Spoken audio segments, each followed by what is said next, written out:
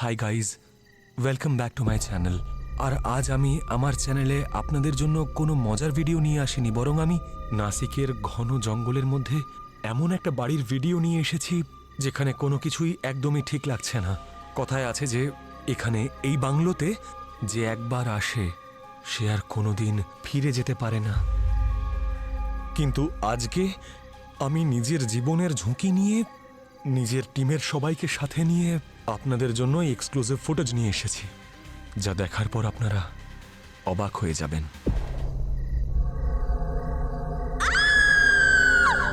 আরে কি হলো? রাজ, এখানে রক্ত। রক্ত? এটা রক্ত নয়। আর তুই কি করে জানলি যে এটা রক্ত? জানিস আমার কি মনে হয়, সব গ্রামবাসীরা মিলে এখানে এসে পার্টি করে। আরে তাদেরই ফেলা জুস বা কোল্ড ড্রিঙ্কসের দাগ এটা। কিন্তু রাজ, তুই তো আমায় এটা আগে বলিসনি। আমার না এখানে খুব ভয় করছে। গাইস, এখানে লাইটও নেই। গাইস, এদিকেও কিচ্ছু নেই। গাইজ জাস্ট কাম হিয়ার, এদিকে আয়। এখানে এখানে দাঁড়া, একটু ভালো করে মন দিয়ে দেখ। এখানে কোনো মুভমেন্ট হচ্ছে না, কোনো আওয়াজও হচ্ছে না। আর ওই দিকটা দেখ, পর্দাটা নড়ছে। আর ওটা একটাও পর্দা নড়ছে না। এখানে এমন কিছুই নেই যা দেখে আমরা ভয় পাবো। এই সুযোগের সদ্ব্যবহার করা যাক। তুই ক্যামেরাটা বের কর, 100 মিলিয়ন ভিউজ হবেই হবে। ওকে, মানে আমাদের এখন সেটাই করতে হবে যেটা আমরা সবসময় করি। গাইজ, সত্যি বলতে কি আমার কেন জানি না মনে হচ্ছে যে আমাদের ছাড়াও এখানে কেউ আছে। আর মনে হচ্ছে যেন ও আমাদের দেখছে।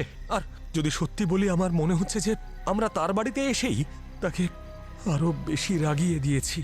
আর আমার একটা অদ্ভুত ফিল হচ্ছে। গাইজ, দেখলেন আপনারা? আপনারা আওয়াজ শুনলেন? আমি বলেছিলাম এখানে কেউ না কেউ নিশ্চয়ই আছে।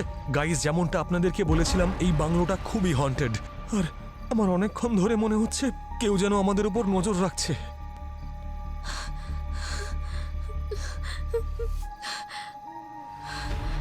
আপনারা দেখলেন তো গাইজ, ওখানে নিশ্চয়ই কেউ ছিল।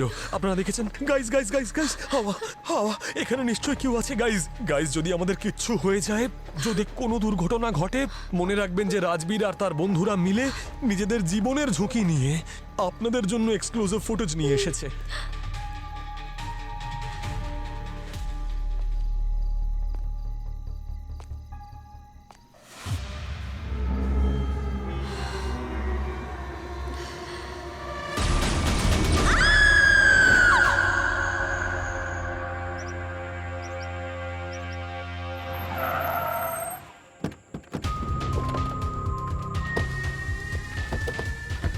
আপনাদের মধ্যে ফোনটা কে করেছিলেন? স্যার, আমি করেছিলাম। ওই স্যার, ওই ভেতরে দেওয়ালের মধ্যে আছে। দেওয়ালে? দেওয়ালে কি? স্যার, দেওয়ালের ভেতরে কিছু কিছু একটা আছে স্যার। আমি ওদের প্রথমেই বলেছিলাম এই বাংলোটা হন্টেড। হন্টেড? আর আপনারা একটু ক্রাইম সিন থেকে দূরে থাকুন, হ্যাঁ? কিন্তু আশেপাশেই থাকবেন।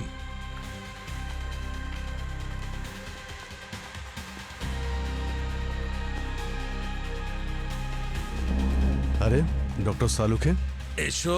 খুব তাড়াতাড়ি এসে গেছেন আর কাজও শুরু করে দিয়েছেন। আরে ভাই, ব্যাপারটা হচ্ছে কি, পৃথিবীতেই আমি তোমাদের থেকে আগে এসেছি, তাহলে তো কাজটা আগেই শুরু করতে হলো। কি রেজাল্ট এলো?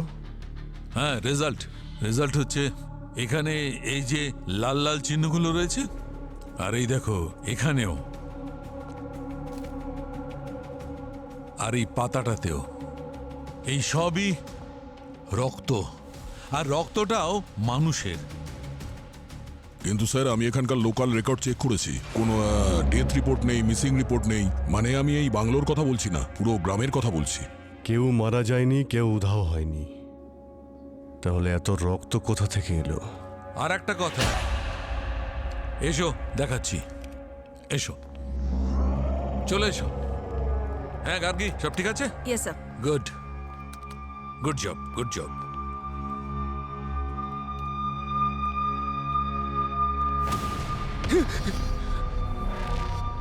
কি হলো? আরে পঙ্কজ, ভয় পেও না। হয়, এরকম হয়। আমিও যদি তোমার মতো দুর্বল চিত্তের হতাম না, আমারও কথা বন্ধ হয়ে যেত। ভয় পেও না, আমি আছি তো। তাহলে এই ভ্লগারের ছেলে মেয়েগুলো এই কুড়ুল ধরা হাতটাকেই দেখেছিল। এই পুরো বাড়িটাকে ভালো করে সার্চ করতে হবে। হ্যাঁ স্যার। চেক করো।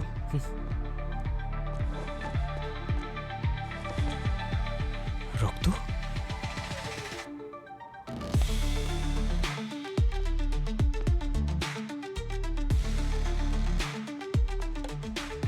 এখানেও রক্ত?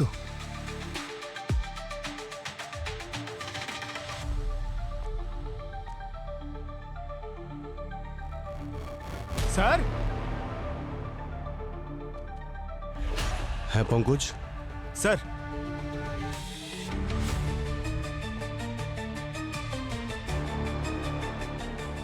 স্যার, এই ফটোগুলো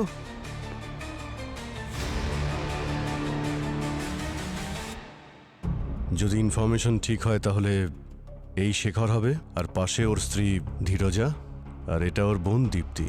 প্রপার্টির রেকর্ডে এই নামগুলোই আছে। এখানে মনে হচ্ছে ভয়ানক কিছু হয়েছে বস।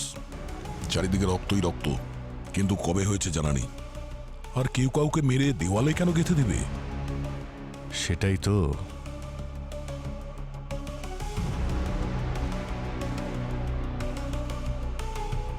হ্যাঁ ডক্টর সালুখে, হ্যাঁ, এই দেওয়ালের পিছনে ডেড বডি কিছু বললো আপনাকে? আরে অনেক কিছু বলেছে। একটা অদ্ভুত ব্যাপার এখানে, আগে লোক দেওয়াল তৈরি করে যাতে সেটা ঘর হয়ে যায়, কিন্তু এখানে তো আগে লোকেদের মারা হয়েছে আর তারপর দেওয়ালে লুকোনোর জন্য দেওয়াল খাড়া করা হয়েছে। মানে কতজন লোক আছে? এক্ষুনি জানা যাবে। গার্গী, স্যার, দেখো প্রথম লাশ,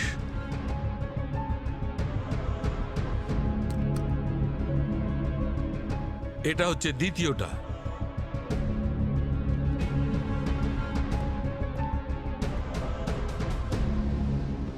তৃতীয়টা, এই দেখো এই দেওয়ালটায় সব মিলিয়ে 3টে লাশ আছে। 3 মাথা যেখানে, বাধা হয় সেখানে। কিন্তু আমাদের কাজে এখনো বাধা ঘটেনি, কারণ যে দেওয়ালটা বানিয়েছে সে দেওয়ালটা বানানোর জন্য ক্যালসিয়াম হাইড্রক্সাইড ব্যবহার করেছে। ক্যালসিয়াম হাইড্রক্সাইড, চুন? হ্যাঁ, চুন চুন, যেটা খুব সহজে লাশকে পচন ধরতে দেয় না, লাশে আস্তে আস্তে পচন ধরে। তাহলে ভাই, যখনই এই 3খানা লাশ বাইরে আসবে, আমাদের কাছে পৌঁছাবে, আমাদের এর ফরেনসিক ডেটা বার করতে একটুও কষ্ট হবে না। ঠিক আছে, আপনি আর গার্গী ডিটেলিং করুন, ততক্ষণ আমরা এই গ্রামের লোকেদের জিজ্ঞাসাবাদ করছি। একদম ঠিক আছে।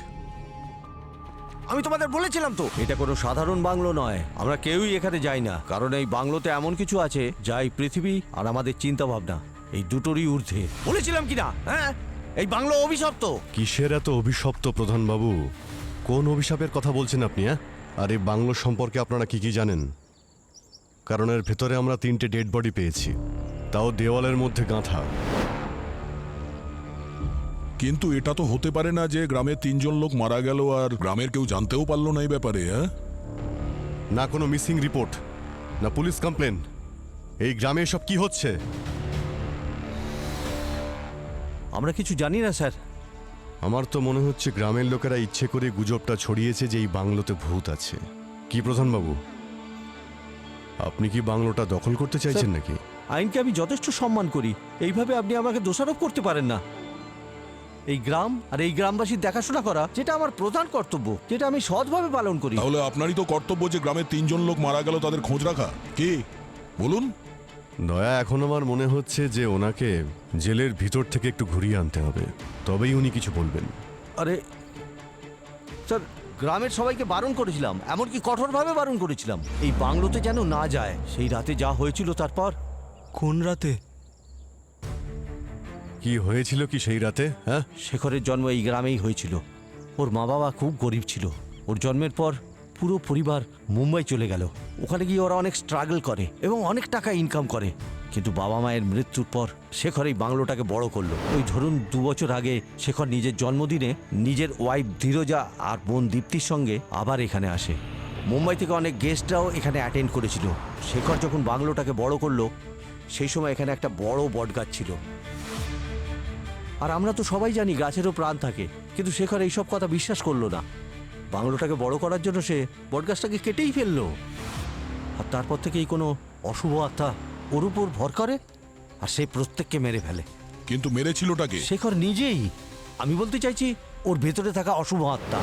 তখন আমরা সবাই দেখেছিলাম কিভাবে ওই অশুভ আত্মা ওর শরীরকে মাধ্যম মারিয়ে সবাইকে মারলো।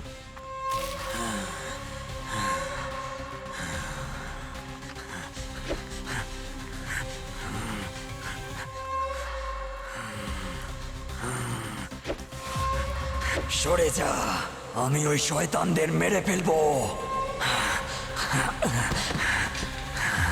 বন্দি করে রাখো সমস্ত লোকজনদের, না হলেও গ্রামের সমস্ত মানুষদের খেয়ে ফেলবে। তারপর আমরা সবাই ওই বাংলোর দিকে দৌড়ে যাই। ওখানকার অবস্থা দেখে আমরা খুব ভয় পেয়ে গিয়েছিলাম, কারণ ধীরজা আর দীপ্তিকে খুব ভয়ঙ্করভাবে খুন করা হয়। মারা যাওয়ার আগে শেখর বলছিল, আটকে রাখো এই অশুভ আত্মাকে, না হলে পুরো গ্রাম শেষ করে দেবে। হ্যাঁ স্যার, ওই ভূত যদি আমাদের কোনো ক্ষতি করতো তাহলে? সেই জন্য আমরা শেখরের কথা মেনে 3টে লাশকেই এই বাংলোর দেওয়ালে পুঁতে দিয়েছিলাম। আর তারপর প্রতিজ্ঞা করি সেদিনের পর থেকে এই গ্রামের কেউ যেন এখানে পা না রাখে। কিন্তু স্যার, এই শহরের ছেলেগুলো ওই ভূতটাকে আবার জাগিয়ে দিয়েছে ওই বাংলোতে গিয়ে। ওই ভূতটা আবার শিকার করতে বেরিয়ে পড়েছে স্যার। এই ভূত ট্রুথের গল্প শোনানো বন্ধ করুন, বুঝলেন? সব বাজে কথা। আর এটা কোনো অভিশপ্ত নয়, অপরাধ এটা। আপনারা জানেন কত বড় অপরাধ করেছেন? 3টে খুনের কথা পুলিশের কাছে লুকিয়েছেন, আবার 3টে ডেড বডিকে উধাও করে দিয়েছেন। প্রধানবাবু, আপনি কিন্তু চোখের সামনে থাকবেন। একবারই কেসটা সলভ হয়ে গেলে আপনার সঙ্গে দেখা করব। কেউ কোথাও যাবে না।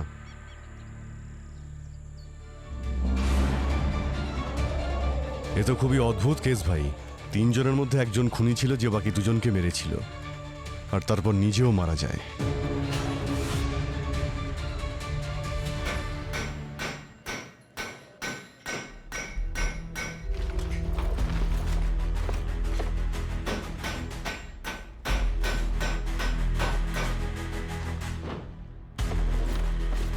হ্যাঁ ডক্টর সালুকে, আরে একটা ডেড বডি পেয়েছেন? হ্যাঁ জানতে পারলেন কিছু এই ডেড বডির ব্যাপারে? হ্যাঁ, জানা গেছে, অনেক কিছু জানা গেছে। বস, আমরা এই যে লাশটা বার করেছি, এটা প্রায় 45 থেকে 50 বছর কোনো পুরুষের। গার্গী,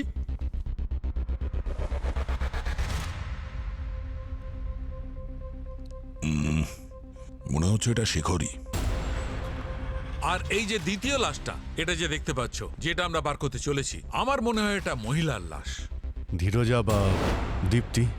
এই 3 জনই যে ভিকটিম এটা কনফার্ম। 1 নম্বর শেখর, ওর স্ত্রী ধীরজা, আর ওর বোন Dipti. Very good sir. Sir, আমি বলছি যে দেখুন, কিছুক্ষণের মধ্যেই সন্ধে হয়ে যাবে, আর এই জায়গাটাও না আমার ঠিক মনে হচ্ছে না। আমার সাজেশন হচ্ছে আমরা এখন এখান থেকে চলে যাই, আবার কালকে চলে আসবো। না, তার প্রশ্নই ওঠে না পঙ্কজ, কারণ এই ডেড বডিটা অলরেডি হাওয়ায় এক্সপোজ হয়ে গেছে। ভোর পর্যন্ত যদি আমরা এটা রেখে যাই, তবে এটা এতই পছন্দ ধরবে যে এর থেকে ফরেনসিক ডেটা বার করা অসম্ভব হয়ে যাবে। জানাই যাবে না এরা কারা আর কিভাবে মারা গেছে। ডক্টর সালুকে, আপনাদের দুজনের সিকিউরিটির জন্য আমাদের একজন সাহসী অফিসার পঙ্কজকে এখানে রেখে যাচ্ছে। আরে স্যার, আমি কেন? স্যার, আপনি সবসময় এরকম একটা সিচুয়েশন আমাকে কেন ঠেলে দেন? আর স্যার, আমি কি কোনো ফরেনসিক ভালো ডক্টর? হয়েছে নও তুমি, আমি কি করব এখানে ভালো থেকে? হয়েছে যে তুমি ফরেনসিক ডক্টর নও। আরে তুমি একে রেখে যাচ্ছ আমার প্রোটেকশনের জন্য। হ্যাঁ, এ একটু হাওয়া চললে যদি জানলা খটখট করে ওঠে, ও অজ্ঞান হয়ে যায়। না ভাই, আমার দরকার নেই, কোনো প্রোটেকশন আমার দরকার নেই। Thank you. Thank you sir. হ্যাঁ, আপনি শিওর তো? পরে আবার এসিপি স্যারের কাছে অভিযোগ করবেন না তো আমাদের ব্যাপারে, যে দয়া আর অভিজিৎ আমাকে একা জঙ্গলে পাঠিয়ে দিয়েছিল? আরে ভাই, আমাকে তোমরা কাজ করতে দেবে নাকি? যাও যাও, প্লিজ যাও। ডক্টর সালুকে, আপনি কিন্তু একজন সাহসী অফিসারকে আরে মিস না না করলেন। ভাই, অনেক হয়েছে, লেট হয়ে চলো, যাচ্ছে। যাও চলো, যাও, চলো, নিয়ে পঙ্কজ। যাও। পঙ্কজ, এই 3 জন ভিকটিম, দীপ্তি, ধীরজা আর শেখর, এদের ব্যাপারে কি জানতে পেরেছো? স্যার, শেখরের একটা ইনভেস্টমেন্ট ফার্ম ছিল, ও বেশিরভাগ কাজ বাড়ি থেকেই করতো। আচ্ছা, স্যার, আর শেখরের ওয়াইফ ধীরজা এলএলপি কুমার হসপিটালের কনসালটেন্ট। কিন্তু 1 মাস আগে উনি হসপিটালে রেজিগনেশন দিয়ে দেন, এটা বলে উনি গ্রামে গিয়ে মানুষদের সাহায্য করবেন আর ওখানেই প্র্যাকটিস করবেন। স্যার, হ্যাঁ, ওনার বোন দীপ্তি একজন লয়ার ছিলেন। ইনভেস্টর, কনসালটেন্ট, লয়ার, তিনজনই ওয়েল সেটেলড ফ্যামিলিতে বিলং করতো। ভালোই চলছিল। এই তিনজনেই 2 বছর থেকে নিখোঁজ।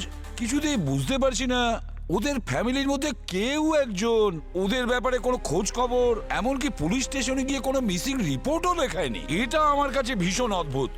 স্যার, একদিক থেকে দেখতে গেলে এরা তিনজনই অনাথ স্যার। এদের তিনজনের সেরকম কোনো আত্মীয়ও নেই যারা রিপোর্ট লেখাতে পারবে। স্যার, ওরা যখন এখানে আসে সবাইকে বলেছিল যে ওরা নতুন জীবন শুরু করতে চলেছে।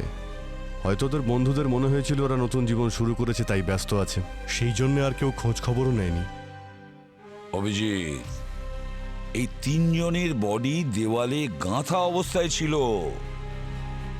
কেউ বলতেই পারছে না এদের কি হয়েছিল। বুঝে উঠতে পারছি না ব্যাপারটা কি। আচ্ছা, সালুকে কি কিছু জানতে পেরেছিল কি হয়েছিল ওদের সঙ্গে? স্যার, ডক্টর সালুকে আর গার্গী আজকে রাত্রে ওখানেই থাকবে, যাতে সময় থাকতে বডি রিকভার করতে পারে আর টেস্টের জন্য পাঠাতে পারে।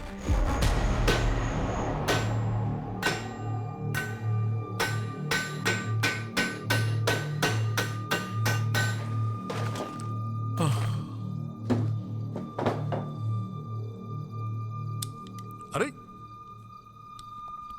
আরে এই আলোটা কি করে চলে গেল? আরে ভাই, আরে ভাই, এটাও এখনই খারাপ হতে হলো। গার্গী, স্যার, এর ব্যাটারি তো খারাপ হয়ে গেছে, কি করব? স্যার আপনি আমার লাইট নিয়ে নিন। আরে বাবা, তুমি কি করে কাজ করবে? হ্যাঁ, দাঁড়াও দাঁড়াও, একটু ভাবি। সেরকম কিছু আছে কি এখানে? আরে এইটা কাজে আসবে। এইটা মান্ধাতা রামনের একটা ল্যাম্প, কিন্তু এখন তো আমাদের কাজে আসবে। একটা কাজ করো, ওই টুলটা নিয়ে এসো, নিয়ে এসো।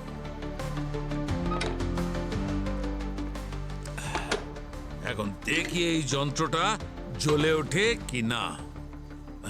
এক কাজ করো, তোমার কিট থেকে না লাইটারটা নিয়ে এসো। লাইটার, যাও। স্যার,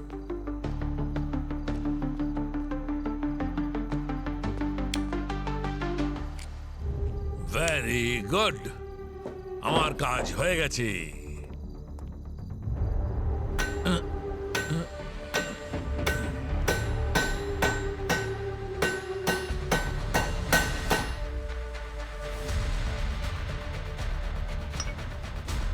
কি হচ্ছে এটা কি?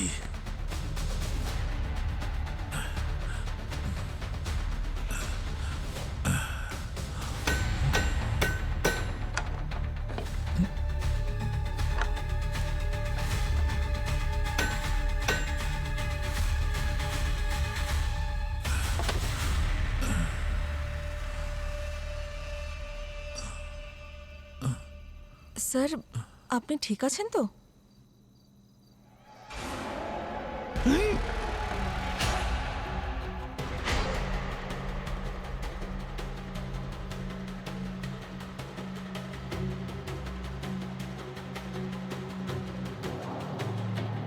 স্যার, কিছু হয়েছে নাকি আপনার? জল নিয়ে আসবো আপনার জন্য?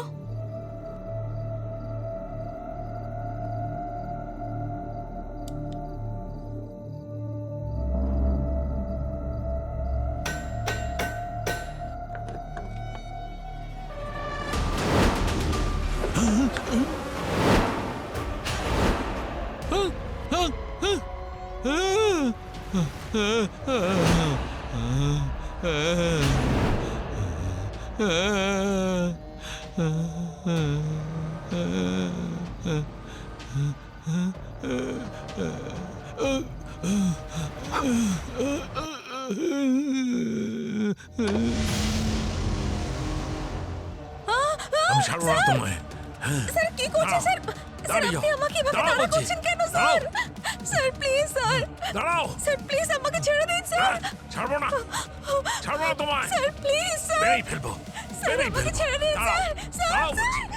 দাঁড়াও, না, দাঁড়াও, স্যার। দাঁড়াও, স্যার প্লিজ আমাকে ছেড়ে দিন দাঁড়াও, স্যার। দাঁড়াও, স্যার দাঁড়াও প্লিজ বলছি। আমাকে ছেড়ে দিন স্যার। দাঁড়াও। Please sir. মনে হচ্ছে বাংলোতে আবার কেউ একজন মারা গেল। কিন্তু বাংলোর মধ্যে তো সিআইডি ছিল।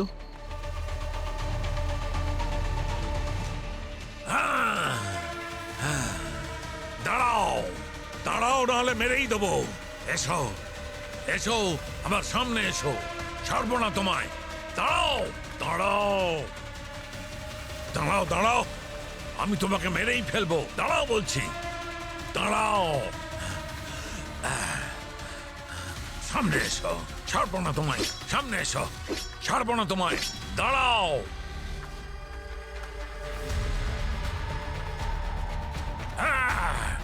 ছাড়বো না। আরে আহ, ডক্টর সালুকে, ছাড়বো আরে না। কি আরে, করছেন স্যার, আপনি? কি আরে হলো লেগে কি? যাবে। আহ, ডক্টর সালুকে, কি হয়েছে? কি করছেন কি? মেরেই ফেলবো। শান্ত হন আপনি। কি করছেন কি? লেগে যাবে তো। আরে কি হচ্ছে কি? কি করছেন আপনি? দাঁড়াও।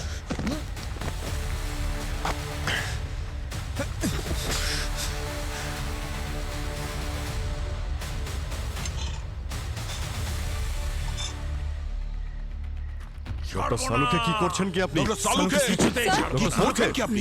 ছাড়বো না। ডক্টর সালুকে, স্যার, আপনি ঠিক আছেন তো? কি হলো? ডক্টর সালুকে, স্যার উনি নিঃশ্বাস নিচ্ছেন না। কি? পঙ্কজ, তাড়াতাড়ি কিট নিয়ে এসো। ডক্টর সালুকে, স্যার সিপিআর দিতে হবে। ডক্টর সালুকে, স্যার স্যার এই তো এসে গেছে। দাও, তাড়াতাড়ি দাও। তাড়াতাড়ি করো, তাড়াতাড়ি করো। হ্যাঁ স্যার।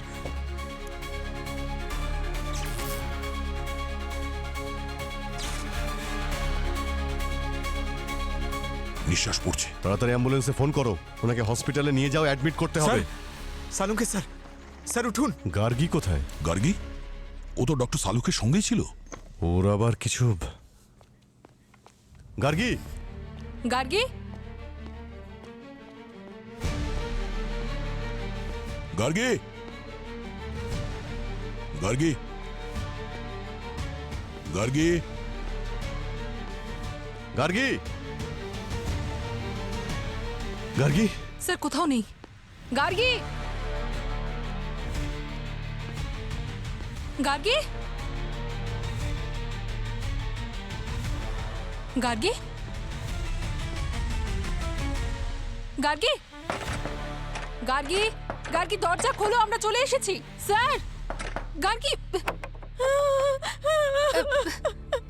তুমি ঠিক আছো তো? ইটস ওকে, ভয় পেও না। কি হয়েছে বলো? হ্যাঁ কি হয়েছে? হ্যাঁ, গার্গী তুমি ঠিক আছো? কি হয়েছে? হ্যাঁ, সাবধানে, আর সাবধানে, সাবধানে, সাবধানে। হ্যাঁ বলো। স্যার ওই সালুকে স্যার আমাকে মারতে চাইছিলেন স্যার, উনি আমাকে হাতে কুড়ুল্লি তাড়া করেছিলেন। আমি যদি এখানে লুকিয়ে পড়ে দরজা ভেতর থেকে না বন্ধ করতাম তাহলে উনি আমাকে মেরেই ফেলতেন স্যার। নিয়ে যাও। গার্গি, তুমি যাও এখান থেকে। যাও। চলো চলো। দয়া, এসব কি হচ্ছে বাংলোর ভিতরে? ডক্টর সালুকেরও মাথা খারাপ হয়ে গেছে। কিছু তো আছে এখানে। মাই গড, এসব হলো কি করে? কি করেই বা হলো? তাও আবার শাহরুখের সঙ্গে? শাহরুখের সঙ্গে এই সমস্ত কিভাবে হয়? This is impossible, impossible. এটা কি করে? বুঝতে পারছি না স্যার, কালকে রাত্রে ওখানে ডক্টর সালুকের সাথে কি হয়েছে যে উনি মানসিক ভারসাম্যই হারিয়ে ফেলেছেন। মাই গড, এখন কোথায়? স্যার হসপিটালেই আছেন, ডক্টরের সঙ্গে কথা হয়েছে, এখন স্টেবল। হ্যাঁ, কে নিয়ে গিয়েছিল হসপিটালে? পঙ্কজ। তুমি এখানে কি করছো? শালুকে একা কেন হসপিটালে রেখে এসছো? যাও এখনই, ভালো করে খেয়াল রাখবে ওনার। গোলমাল আছে, নিশ্চয়ই অনেক বড় গোলমাল আছে। কিছু না কিছু গোলমাল নিশ্চয়ই আছে। শালুকে এরকম অদ্ভুত রকমের আচরণ করছে। না না না না, কোনো রহস্য তো আছে, কোনো একটা রহস্য আছে যেটা আমাদের হাতে এসে গিয়েও ফসকে যাচ্ছে। কি হতে পারে? স্যার আর একটা কথা স্যার, এই শেখরের বাড়ির ইলেকট্রিসিটির মিটারে কিছু গন্ডগোল আছে স্যার, এই দেখুন। আরে, এ তো জেনে শুনে ইলেকট্রিকের তার কেটেছে, জেনে শুনে। দয়া স্যার, এসব শেখরের বার্থডে পার্টির রাতেই হয়েছে, তাই না? তার মানে একটা কাজ করো, শেখরের বার্থডে পার্টির রাতে কারা কারা এসেছিল তাদের একটা লিস্ট বানাও। ওদের মধ্যে কেউ তো নিশ্চয়ই আছে যার কিনা শেখরের মৃত্যুতে লাভ হয়েছিল। গার্গী, আমি বলছিলাম যে কোথায় গেল গার্গী? ডক্টর গার্গী, আরে গেল কোথায়? প্যাথোলজি ল্যাবে নেই তো?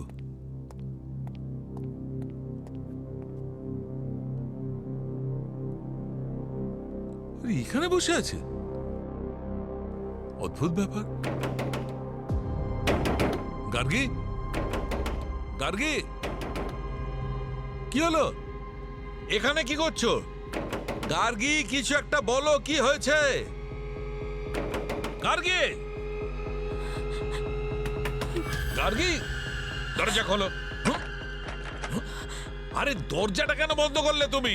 অদ্ভুত ব্যাপার, আমার কেবিনে আমাকেই ঢুকতে দিচ্ছ না, লক করে বসে আছো। আরে বাহ সালুঙ্কে স্যার, বাহ বাহ বাহ। ওখানে আমি সারা হসপিটাল খুঁজে বেড়াচ্ছি আর আপনি এখানে দাঁড়িয়ে রয়েছেন। একটা কথা বলো, তোমরা আমাকে কেন হসপিটালে ফেলে এলে? আর আমি কি এমন করেছি? আপনি হসপিটালে কেন ছিলেন সেটা তো এসিপি স্যার আপনাকে বলবেন। আপনি যে কি করেছেন সেটাই গার্গী বলবে। আরে কখন বলবে? 10টার থেকে জিজ্ঞেস করছি, ও ঘর বন্ধ করে বসে আছে, কিছুই বলছে না। Allow me. অ্যালাউড। গার্গী, এদিকে এসো। আরে এদিকে এসো না, আমার কাছে এসো।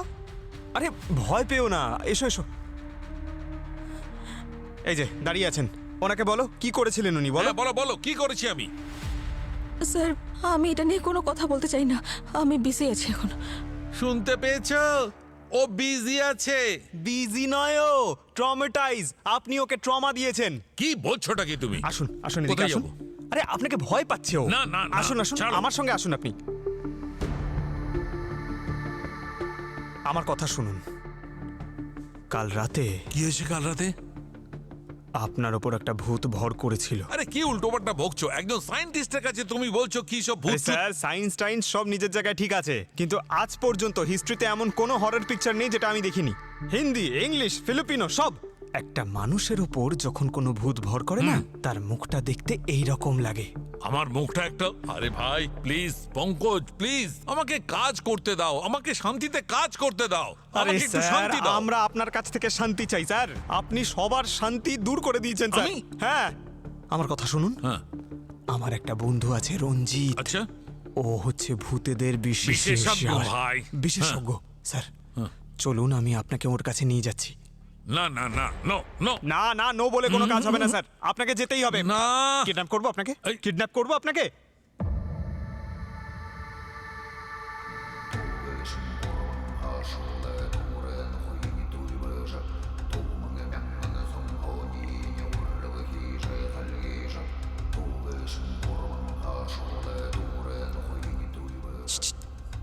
ইনি সে যার ব্যাপারে আপনাকে বলেছিলাম না, যার মধ্যে একটা শান্ত থাকুন, উনি মৌনতাই পছন্দ করেন। Sorry sorry sorry sorry sorry.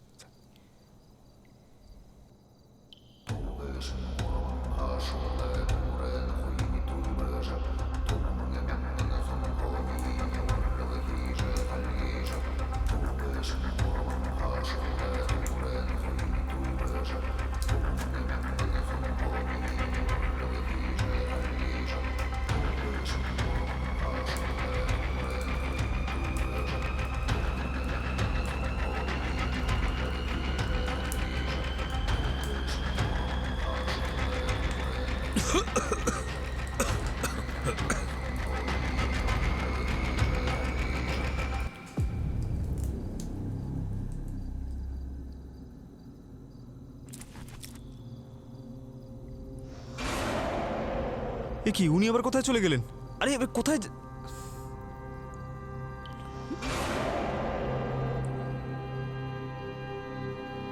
সালুকে sir?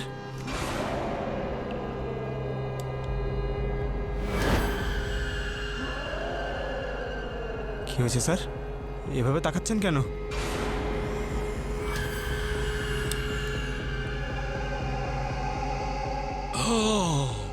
আরে স্যার, এরকম লাল লাল চোখে তাকাচ্ছেন কেন?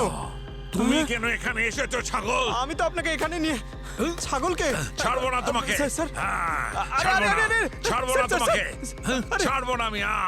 আচ্ছা, শালুকের অবস্থা এখন কেমন আছে? স্যার আমি সত্যি বলছি না। স্যার। আবার কোনো হরর স্টোরি আমাকে শোনাবে না। স্যার আমার সম্পূর্ণ বিশ্বাস স্যার, সালুকে স্যারের ভেতরে একটা ভূত আছে স্যার।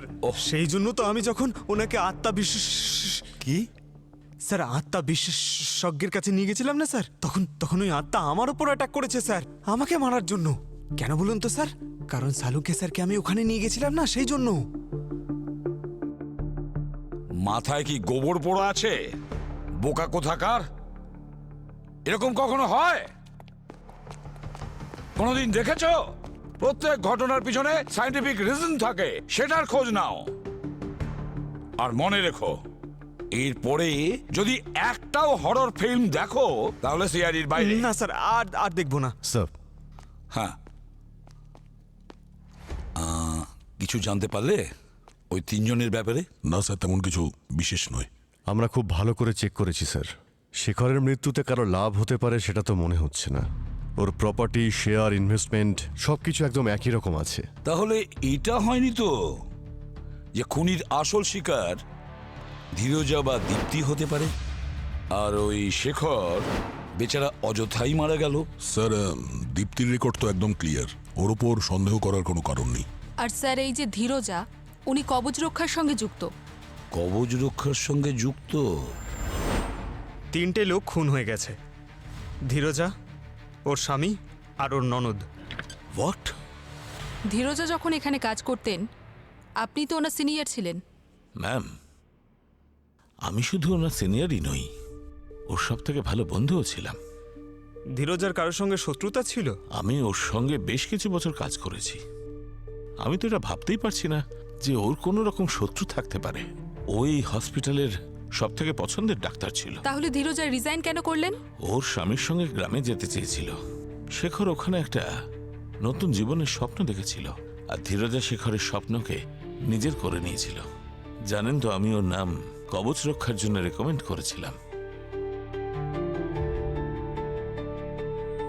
কবচ রক্ষা? কবচ রক্ষা একটা স্পেশাল ডিফেন্স অর্গানাইজেশন। এরা ইন্ডিয়াতে রিসার্চ অ্যান্ড ডেভেলপমেন্টের সঙ্গে যুক্ত ওয়েপন টেকনোলজি, বায়োপেনের ওপরে তারা কাজ করে, রিসার্চ করে।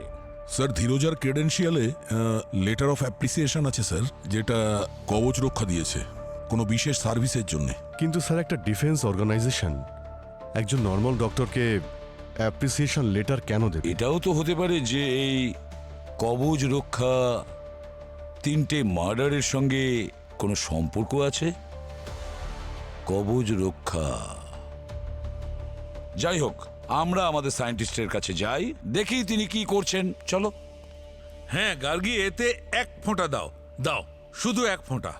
হ্যাঁ, চেক করো ভাই। হ্যাঁ। আবার কুড়ুল তুলেছিলে নাকি? কাউকে মারবে না বলে? না, খোলো না, খোলো না। আমি তো হ্যাঁ? নিজেই গার্গীকে বলেছি আমাকে বেঁধে দাও। কে জানে আমার শরীরে আবার কে কবজা করে বসে। আরে কি সব বাজে কথা বলছো? আরে বাজে কথা বলছি না বস, সত্যি বলছি। আমি ওই রঞ্জিত, ওই আত্মা বিশেষজ্ঞ ঘরের ফুটেজ চেক করেছি, আর আমি ঠিক বুঝতে পেরেছি যে আমার ওপর আবার কেউ না কেউ ভর করছে। কি? ও হো, মানে ডক্টর সালুকের সঙ্গে আমার সম্পর্ক এই পর্যন্তই ছিল। আমার চেনা একটা ভালো সাইকিয়াট্রিক ইনস্টিটিউশন আছে, ওরা খুব ভালো মতো খেয়াল রাখবে আপনার। আর স্যার, প্রত্যেক রবিবার আপনার সঙ্গে দেখা করতে আসবো ওখানে। দয়া করে একটু চুপ করো, পুরো কথাটা তোমাদের জানিয়ে দিই। তাহলে ফুটেজ খাচ্ছ কেন? বলছি বস, দেখো, আমার শরীরে কবজা কেউ করেছে নিশ্চয়ই, কিন্তু কোনো আত্মা টাত্মা নয়। তাহলে হ্যালুসিনেশন। হোয়াট? হ্যাঁ।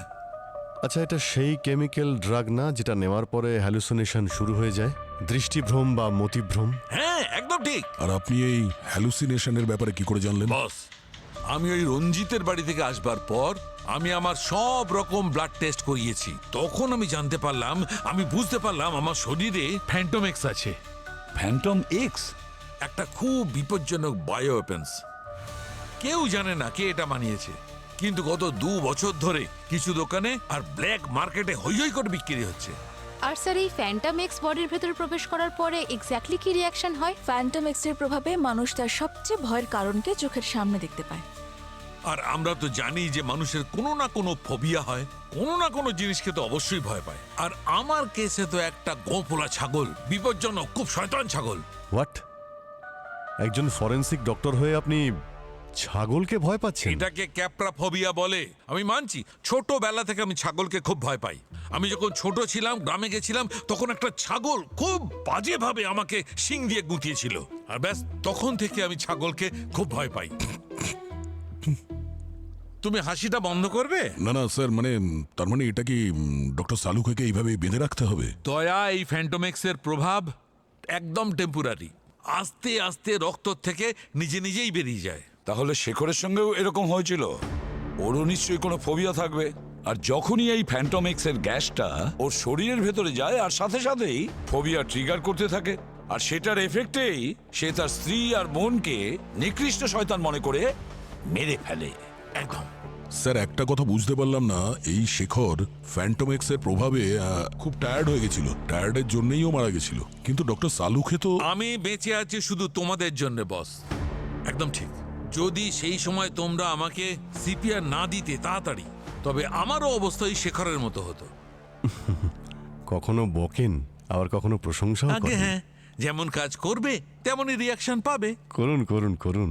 আচ্ছা, এখানেই কি গল্পের ইন্টারভ্যাল নাকি আরো আছে? আরো কিছু আছে বস। আমি এখন প্রত্যেকটা জিনিসকে ছুঁয়ে গন্ধ শুকে জানবার চেষ্টা করছি যে ওই রঞ্জিতের বাড়িতে কোন জিনিসটা আমাকে ওই ফ্যান্টোমেক্সটা ট্রিগার করেছে। করো না। হ্যাঁ, আমি সেটাই করছি। চলো যাও।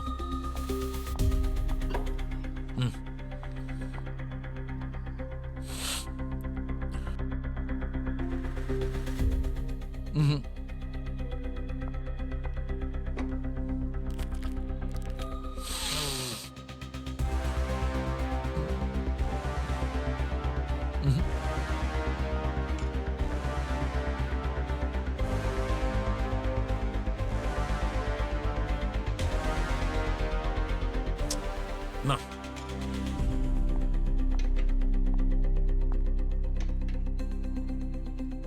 এই এটা নিয়ে যাও, নিয়ে যাও, এটা দূরে নিয়ে যাও, এটা সরিয়ে ফেলো। গার্গিয়াটা তাড়াতাড়ি সরিয়ে ফেলো। বস, এই ল্যাম্প দিয়ে ফ্যান্টোমেক্সটা ট্রিগার করা হয়েছে।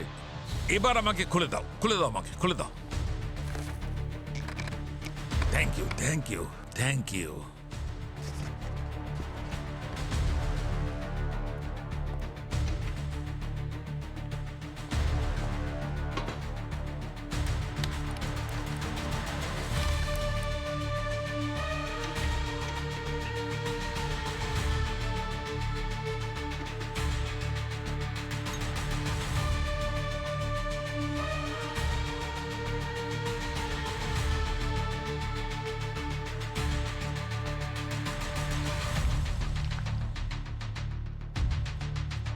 এই দেখো বস, এটা পিঙ্ক হয়ে গেছে, আর এইটার দ্বারাই প্রমাণ হচ্ছে যে ওই ফ্যান্টোমেক্স এর মধ্যেই ছিল।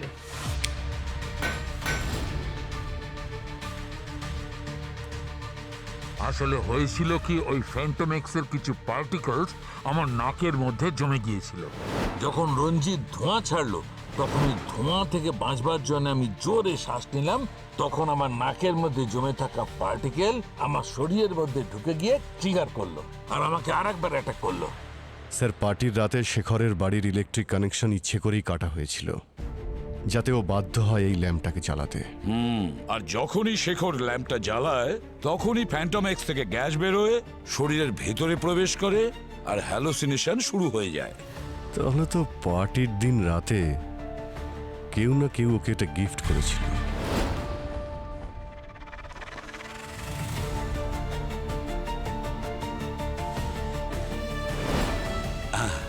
আচ্ছা স্যার, কোনোভাবে এই ফ্যান্টোমেক্স কোনোভাবে কবচ রক্ষার সঙ্গে জড়িত নয় তো? কারণ এই কবচ রক্ষাও বায়ো ওয়েপন্সের ওপরে রিসার্চ করে। একদম ঠিক দয়া, ঠিক বলেছো তুমি। এবারে বুঝতে পেরেছি ওই খুনি পর্যন্ত কিভাবে পৌঁছবো। শেখরের ফ্যামিলিরা সবাই মুম্বাইয়ে থাকেন। খুব স্বাভাবিক ব্যাপার যে তাদের যারা গেস্ট তারাও নিশ্চয়ই মুম্বাইয়ের বাসিন্দা। আর এদিকে নাসিক যাওয়ার জন্য এটাই একমাত্র রুট, আর সেই রুট দিয়েই এসেছে ওরা। আর সেই রুটে টোল প্লাজাও আছে, টোল ট্যাক্স দিয়েই থাকবে। স্যার, 2 বছর আগে টোল বুথের রেকর্ডগুলো ডিলিট তো করা হয়েছে, যা বাবা। কিন্তু আমি সমস্ত গাড়ির ফাস্ট্যাগের ডেটা পেয়ে গেছি। ফ্যান্টাস্টিক! আর আমাদের কাছে কবচ রক্ষা যাওয়া আসার গাড়ির সমস্ত ডিটেলস পেয়ে যাব। এই দুটো লিস্ট ম্যাচ করে দেখতে হবে। এদের মধ্যে যদি কোনো রকম কমন গাড়ি পাওয়া যায় তাহলে বুঝে নাও আমাদের কাজ সাকসেস।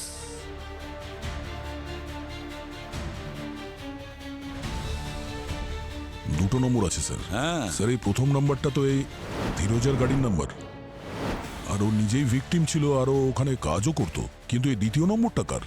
এই যে দ্বিতীয় গাড়ির লোককে দেখছো সেই আমাদের অপরাধী।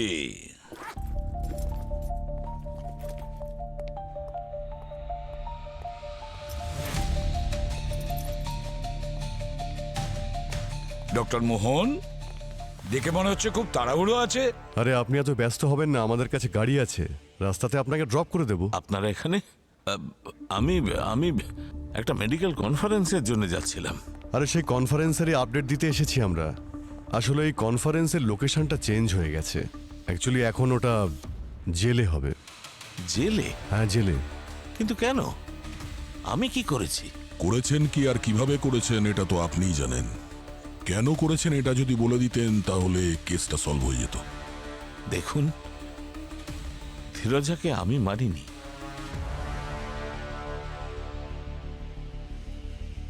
কিন্তু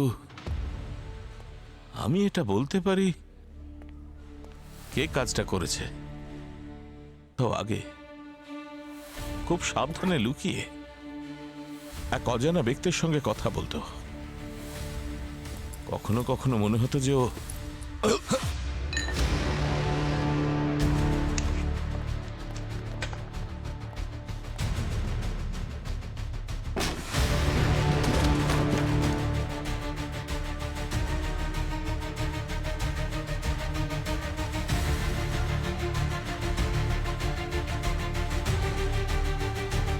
আরে ডাক্তার বাবু, আপনি গল্পটা ইনকমপ্লিট রাখলেন কেন?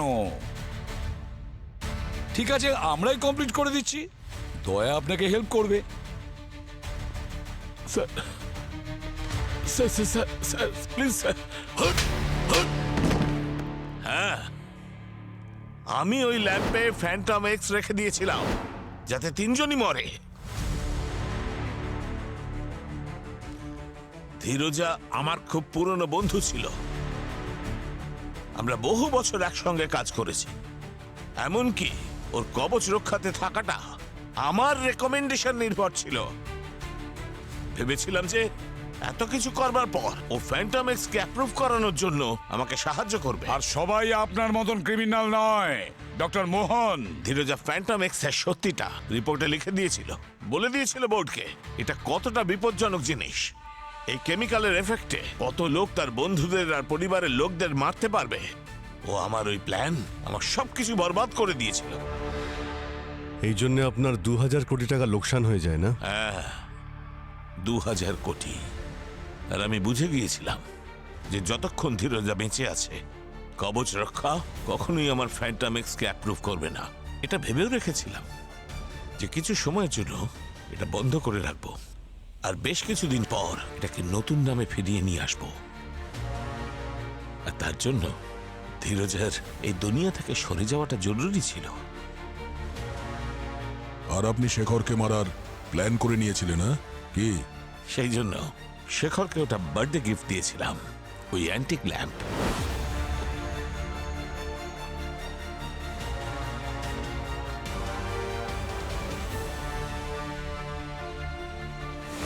আর তারপরে বাড়ির ইলেকট্রিক লাইন কেটে দিয়েছিলাম যাতে রাতে ঘরে তো ওই ল্যাম্পটা জ্বালানোর প্রয়োজন পড়ে, ওরা যেন ওই ল্যাম্পটা ইউজ করে।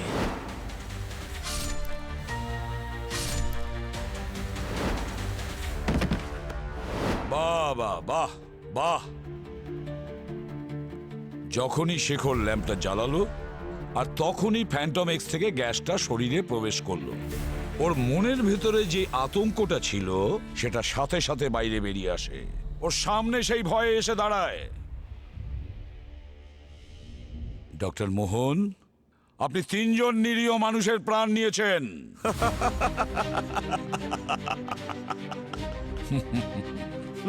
হাসছেন আপনি? আপনি জানেন একজন মানুষের সব থেকে বড় ভয় কি? মৃত্যু। সেটা হলো মৃত্যু। এখন মৃত্যু আপনার সামনে দাঁড়িয়ে। ফাঁসি হবে আপনার, ফাঁসি। নিয়ে যাও একে।